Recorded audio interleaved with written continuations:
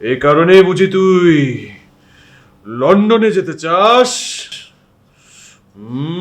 ও মাই god, বাবা বাবা আপনি কিভাবে জানলেন? তোর হাতের রেখাই তো সবকিছু স্পষ্টভাবে লেখা আছে।